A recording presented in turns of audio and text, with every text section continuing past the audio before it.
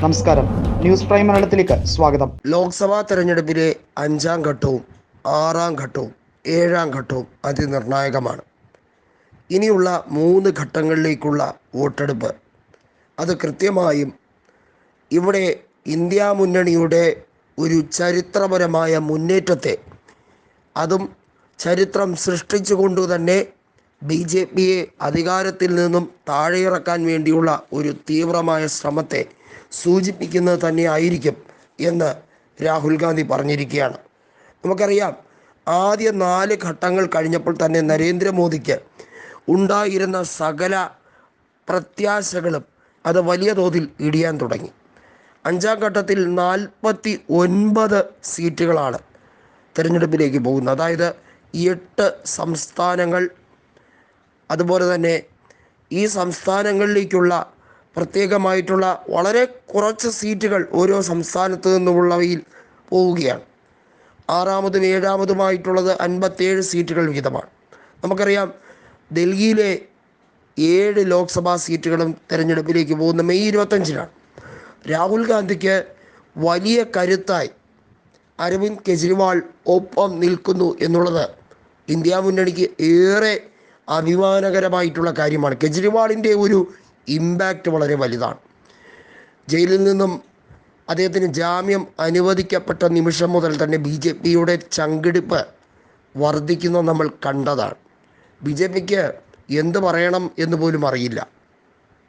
അത് മാത്രമല്ല, ഡൽഹിയിലുള്ള BJP നേതാക്കളുടെ ഉറക്കം കെടുത്തുന്ന രീതിയിൽ മനോജ് തിവാരി അടക്കമുള്ള BJPയിലെ നേതാക്കൾക്ക് കെജ്രിവാളിനോടുള്ള ദേഷ്യം എത്രമാത്രമാണെന്ന് സംസാരിക്കുന്ന ബോഡി ലാംഗ്വേജ് സൂചിപ്പിക്കുന്നുണ്ട്.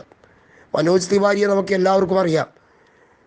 വലിയ രീതിയിൽ അദ്ദേഹം ഭോജ്പൂരി സിനിമകളിലൊക്കെ അഭിനയിക്കാൻ പോയ സിനിമാ നടൻ, ചലച്ചിത്ര മേഖലയിലൊക്കെ ശോഭിച്ചിരിക്കാൻ താല്പര്യമുണ്ടായിരുന്ന വ്യക്തി, രാഷ്ട്രീയത്തോട് വലിയ പ്രതിബദ്ധതയൊന്നുമില്ലായിരുന്ന ഒരു വ്യക്തി വളരെ പെട്ടെന്ന് തന്നെ BJPയിലേക്ക് ആകർഷണനാകുന്ന ഒരു കാഴ്ചയാണ് കണ്ടത്.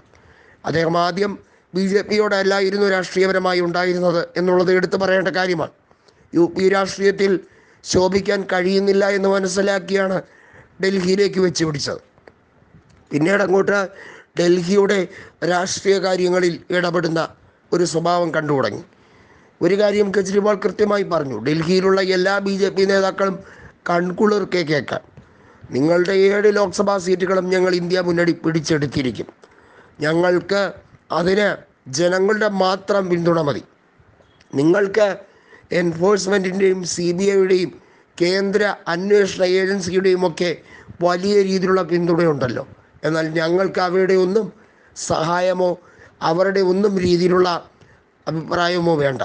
അവർ ഞങ്ങളെ വേട്ടയാടിക്കൊണ്ടേയിരിക്കും. പക്ഷേ ജനങ്ങൾ ഉള്ളിടത്തോളം കാലം ഇന്ത്യൻ മതേതരത്വം കാത്തു സൂക്ഷിക്കപ്പെടുക തന്നെ ചെയ്യും.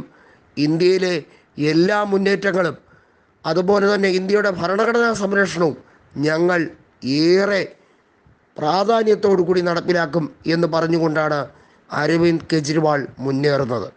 ഇതൊരു അവിസ്മരണീയ പോരാട്ടം തന്നെയെന്ന് നമുക്ക് പറയാൻ കഴിയും. രാഹുൽ ഗാന്ധി ഒരു കാര്യത്തിൽ ഉറപ്പ് കൊടുത്തു: കെജ്രിവാൾ ഡൽഹി മുഖ്യമന്ത്രിയായി ഞങ്ങൾ കോൺഗ്രസ് ഉള്ളിടത്തോളം കാലം അദ്ദേഹത്തിന് തീർച്ചയായും ഭരിക്കാം. അദ്ദേഹത്തിനെ ജനങ്ങൾ തിരഞ്ഞെടുത്തിട്ടുണ്ടെങ്കിൽ അദ്ദേഹത്തിന് കാലാവധി പൂർത്തിയാക്കാൻ കഴിയും എന്ന് രാഹുൽ ഗാന്ധി പ്രഖ്യാപിച്ചു കഴിഞ്ഞിരിക്കുന്നു.